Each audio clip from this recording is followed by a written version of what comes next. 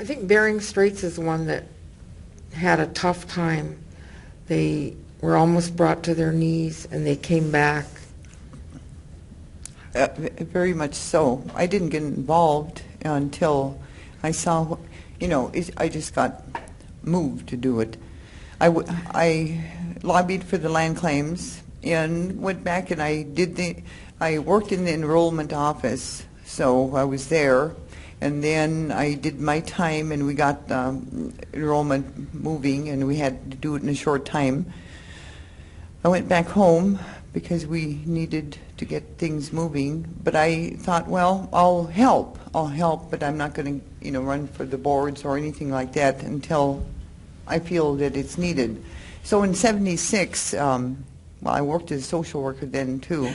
So in '76, I just had a gut feeling I needed to get involved because things were not moving in a way that seemed like they were, supposed to, because we had properties that didn't seem to be what they should be, investments that were being offered to our region. So, and then to our villages, and so we got invested in things that we shouldn't have been because they weren't there right before our eyes. So I got on the board. I served on for 25 years. 25 years. So I spent my first 3 years just building the record.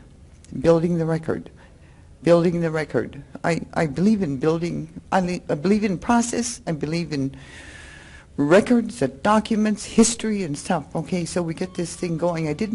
I participated that way, plus decision making, but it took us a long time to get into the position of going into bankruptcy and pulling out and coming out whole and clean.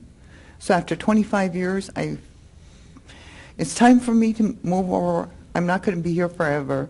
We got to get use everybody that we have, all of our talent. And we have good people that are very capable, that are doing the operation of the corporation. So here we are. We are into 8A and doing well. We have Gail Schubert, Annegek from Unalakleet, who is the CEO. She's a woman, president. Okay, so I was secretary all the way through the board, because that's, keeping track is the key. So this is my contribution. So, but do we have young people that are engaged? You better keep getting your education. You better keep being engaged. We're waiting on you. We rely on you. You're the forthcoming generation. You are here. We have that charge. We need to keep moving forward. But you do not keep your land as an absentee landlord. You don't keep your land by using it as collateral. You have, that land base is your wealth. It's a charge. The ancestors kept that charge. We kept that charge to the best we can, and here we are, we're still whole. You have that charge. Keep it whole. We're placed on this earth in our place by the Creator to take care of our environment. Words of wisdom, Marlene? Well, I really endorse what she's saying. On my last few years at Sea Alaska, I was the chairman for about 15, 20 years, I can't remember. But we had passed a resolution saying that we wanted our young people to become policymakers. We'd use them as the interns to help train them. We did these scholarship programs to send them on based on academics. And after a couple of years of my thinking about what we had done and how we were going to get the young people there, my term came up on the board, and I told the board I was not going to run again. I was going to move over because I wanted a young person elected. And we did. We've got several young attorneys. We've got a doctor. I mean, we've got some educated young people on that board now, and I'm so proud of what I see, that they don't need me, you know. I need them now. And so I'm just really tickled, and I hope that the young people that are here realize that we, us old folks, are going to be relying on you to keep the corporations going, because we are land-based. It isn't the money, it's the land. And my village corporation had used our land as collateral with the federal land bank, and they got themselves in financial trouble. And there was the potential of losing the land to the federal land bank. I was not on their board at that time. I was on Sealaska board.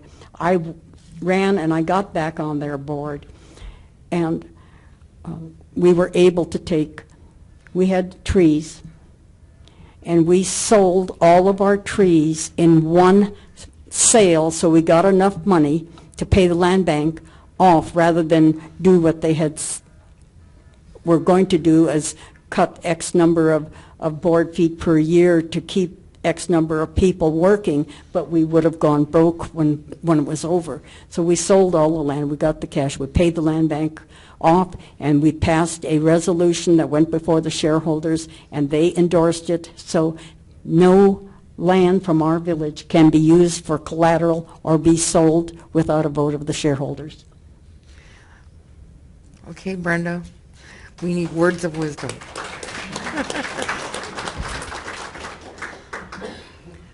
I served on the Arctic Slope Regional Corporation Board of Directors for 15 years, and I was part of senior management.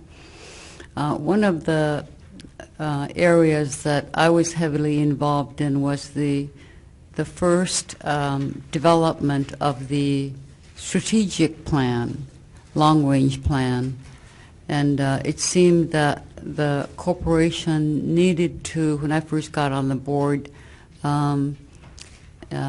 needed to expand itself further. We were doing well, but we also needed to expand. So in the development of the mission, our mission was to actively manage all of our assets, our land, our companies, for only one purpose, and that was to provide and to enhance the economic and cultural freedom of our Inupiat. That was the sole purpose of our existence. That's our mission, and it still stands today. And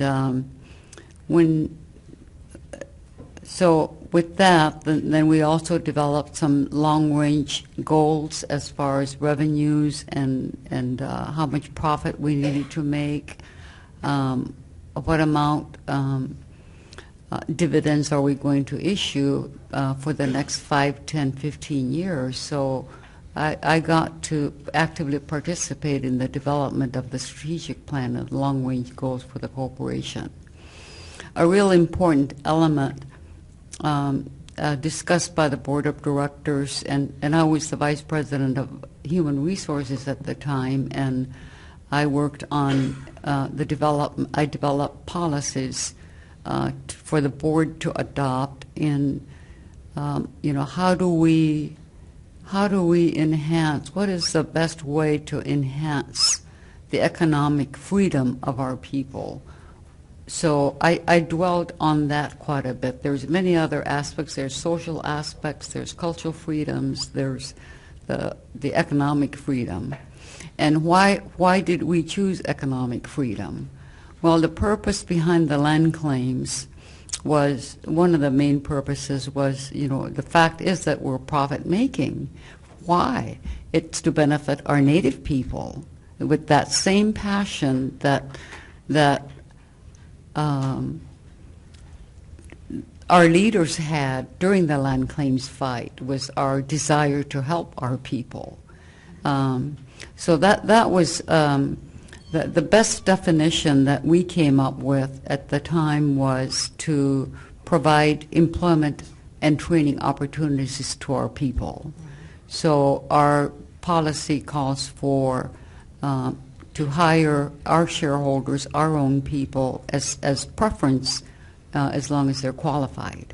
So that we do give preference. And the second preference to that as a priority are non-shareholders, spouses of our people.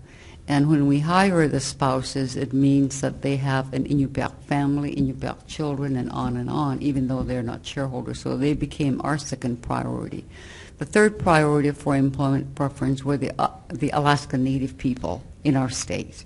So we employ quite a few other Alaskan Native people within our companies, especially at Prudhoe Bay. And then after that were the Native Americans, because we never forget the kind of help they gave us during the times that we needed them. So, and then the other is Alaska residents. So we have those priorities. And true, we still have a ways to go. I'm very grateful that, some of our profits are dedicated to our Arctic Education Foundation. I'm always so pleased to see so many of our young people attain their college degrees, their master's degrees, their doctorate's degrees. I'm also really grateful that our corporation dedicated some of our profits to establish an elders benefit trust. Many of our elders did not have a chance to work and didn't have any kind of retirement when cash economy came. So the way we set it up was that each month they get a monthly stipend to help meet their needs. So those are some of the ways that we've been able to use our profits to try to always keep in mind that we exist only for the purpose of enhancing our economic and cultural freedom.